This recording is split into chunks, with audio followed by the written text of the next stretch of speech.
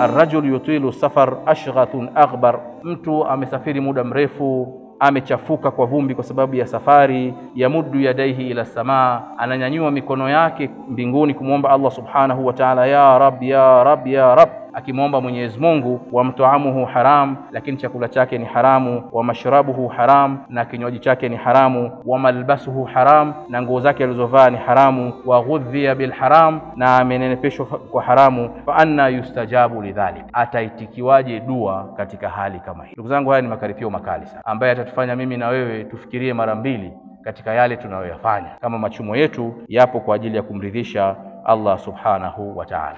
Kullu nafsin yaghdu, watu wote wanaamka asubuhi. Fabayu nafsahu famu'tiquha au mubiquha, lakini anapokwenda kule ataiuza nafsi yake, ima aikomboe nafsi yake kutoka katika moto wa jahannam au aiangamize nafsi yake kwa kufanya yale ambayo Mwenyezi Mungu ameyaharamisha. Kwa sisi tunapotoka wote kama Waislamu, kila mtu katika eneo lake aangalie sehemu hizi mbili. Anaipeleka nafsi yake kuikomboa kutokana na moto wa jahannam, kufanya kazi na kipato cha halali kama Mwenyezi Mungu alivyoamrisha, au anakwenda kujiingiza katika utafutaji usiokuwa na mipaka. Muda wa kudumu tu anapata pesa, basi hakuna cha halali, hakuna cha haramu. Hapo anakuwa ameiangamiza nafsi yake, ambayo inaonyesha kwamba mahangaiko yetu hapa duniani yanatokana na vyanzo halali au vyanzo haramu. Hili ni swala muhimu ambao kila mmoja ajiulize ndani ya nafsi yake. Wama min dabatin fil ardi illa ala Allahi rizquha, hakuna kiumbe chochote kilichopo hapa ardhini isipokuwa riziki yake inatoka kwa Mwenyezi Mungu subhanahu wa ta'ala. Kwa hiyo tukiwa na itikadi hii, fanya biashara yako ya halali,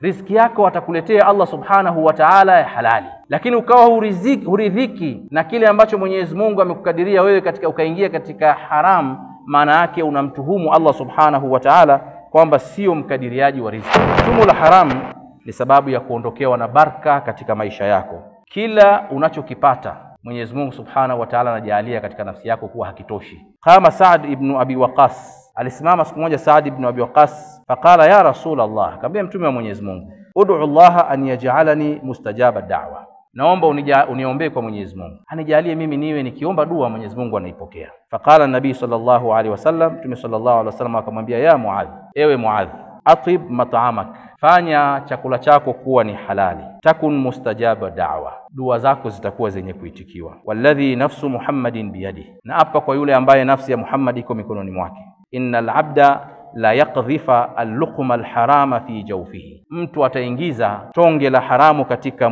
tumbo lake. Ma yutaqabbalu minhu amal 40 yawman, kwa sababu ya tonge lile moja hatokubaliwa amal na Mwenyezi Mungu subhanahu wa ta'ala kwa muda wa siku 40.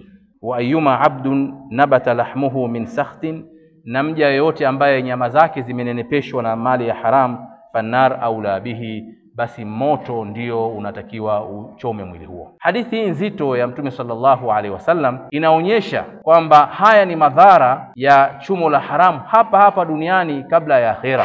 Naomba Allah subhanahu wa ta'ala atuepushe na machumo ambayo siyo ya halali, na atufanyie wepesi machumo ambayo yani ya halali katika maisha yetu.